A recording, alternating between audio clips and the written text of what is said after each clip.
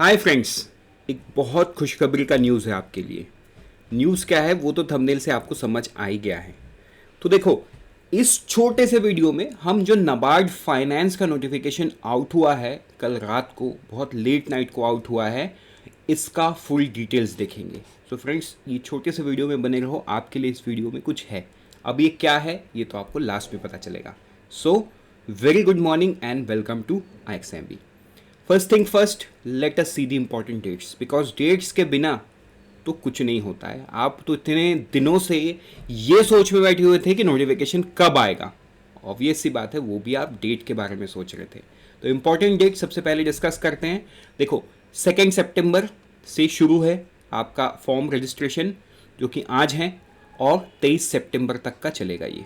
ठीक, आपको मोटे तौर पे 20 से 21 दिन का टाइम मिला है।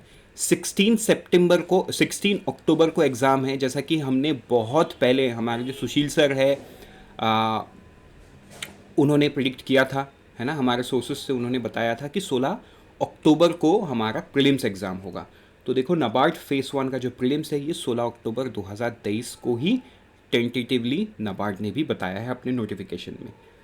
ठीक है, तो फ्रेंड्स यहाँ पे टाइम आपको कितना दिन का मिल रहा है आज से लेके, आप डिसाइड कर लो। 16 मतलब 15 अक्टूबर तक का आपके पास टाइम है, 45 डेज़। तो ये 45 डेज़ आपका ज़िंदगी बदल सकता है, बहुत क्रूशियल 45 डेज़ है। तो बढ़ते हैं आगे इंपॉर्टेंट डेज़ के बाद वैकेंसीज़ की तरफ। वैकेंसीज़ अगर मैं फाइनेंस की बात करूं तो अनरिजर्व में 3 है, SC में 4 है, ऐसे करके टोटल वैकेंसी कितना है, 15 वैकेंसी। देखो, ये 15 वैकेंसी देख के ना आपके कई लोगों के मन में ऐसा आएगा कि वैकेंसी बहुत कम है, बहुत कम है। लेकिन आप एक चीज़ सोचो, पूरे ऑर्गेनाइजेशन में 150 का वैकेंसी आया है, 150 का वैकेंसी। ठीक है, वहाँ पे स्पेशलिस्ट कैडर को 10% मिल रहा है, which is very very high, right. क्योंकि ये जो फाइनेंस जॉब है ये आपका स्ट्रीम डिफाइंड रहेगा। You will be working in one of the allied department called finance, है ना। बहुत सारे पैसे के ऊपर आप बैठे होगे जिसे आप डिस्ट्रीब्यूट करोगे, जिससे रूरल डेवलपमेंट हो पाएगा, और जो जनरल ऑफिसर्स है वो ऑन ग्राउंड पे चीज़ों को इम्प्लीमेंट करेगी, राइट। सो नाबार्ड फाइनेंस में 15 वैकेंसी हैं।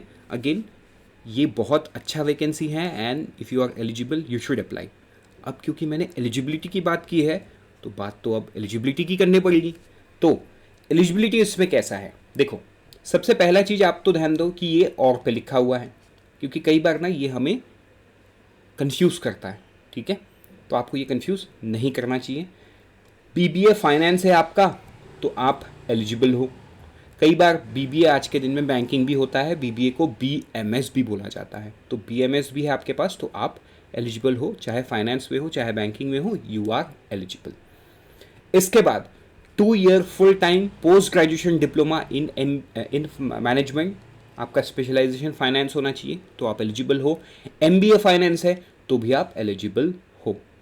ठीक है, bachelor of financial and investment analysis भी है आपका तो आप एलिजिबल हो, राइट।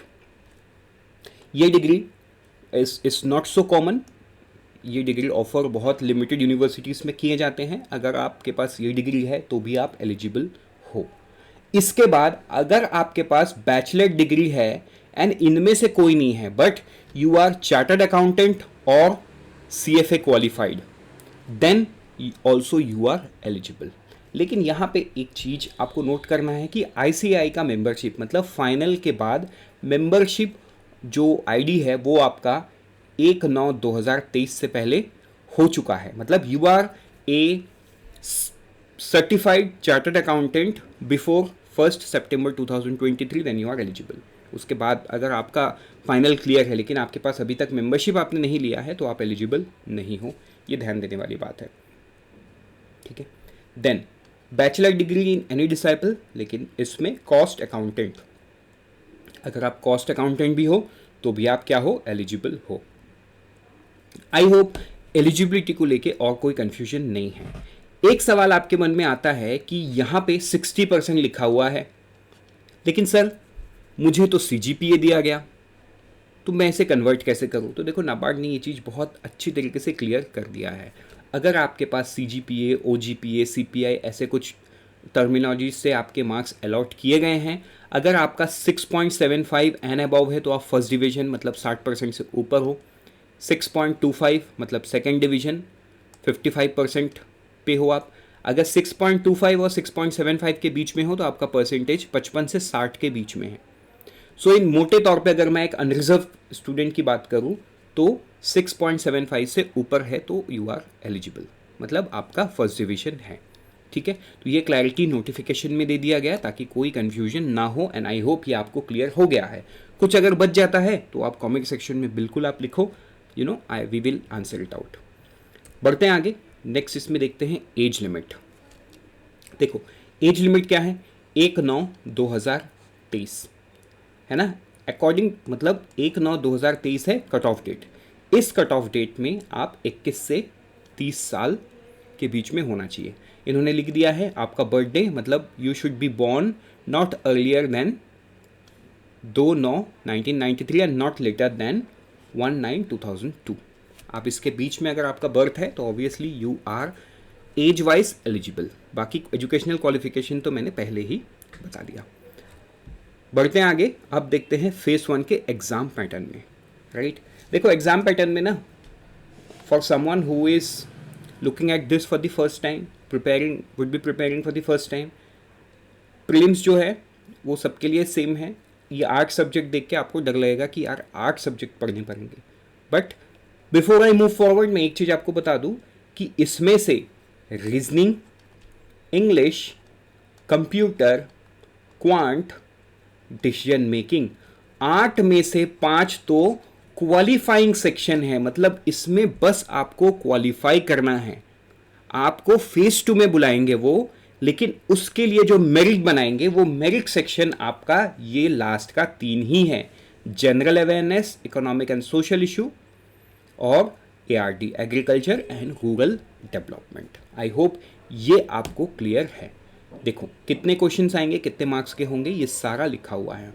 ठीक है, 40 इकोनॉमिक, ESI एंड ARD के 40 क्वेश्चंस, जनरल अवेयरनेस के 20, डिसीजन मेकिंग के 10, 20, 20, 30 एंड 20 एंड सो, इस तरीके से मार्क आएगा।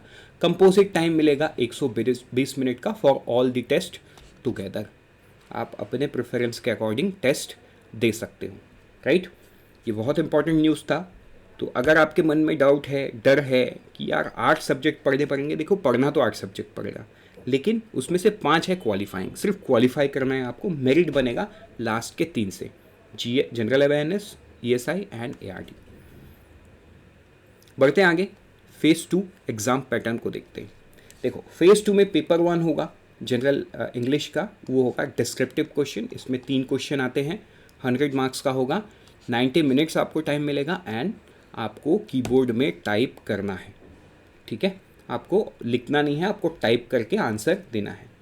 पेपर 2 होगा stream specific paper.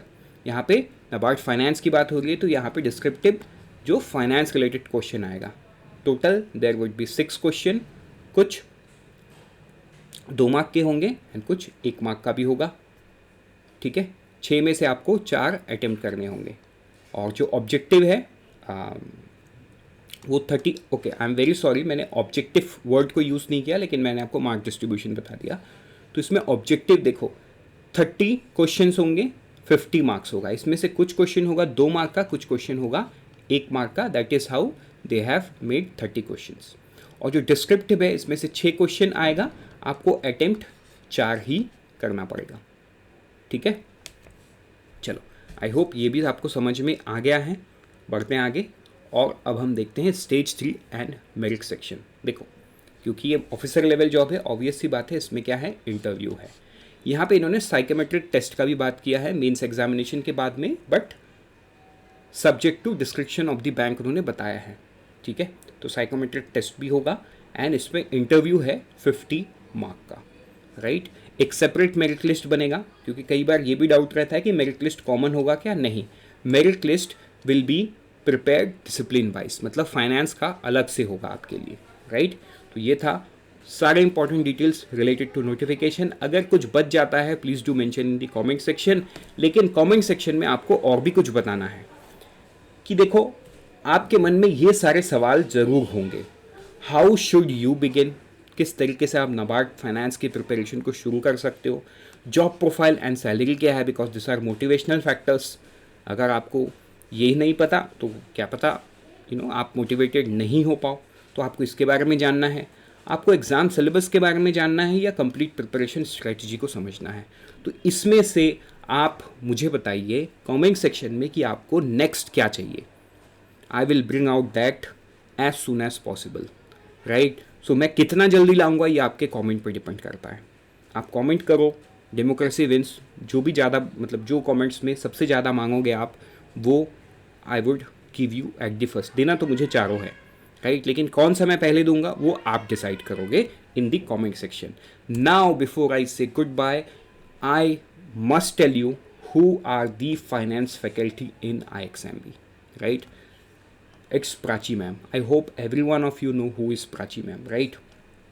Prachi ma'am is finance, she is MBA finance and उसके बाद उन्होंने केयर रेटिंग में काम कर चुकी है एज ए मैनेजर।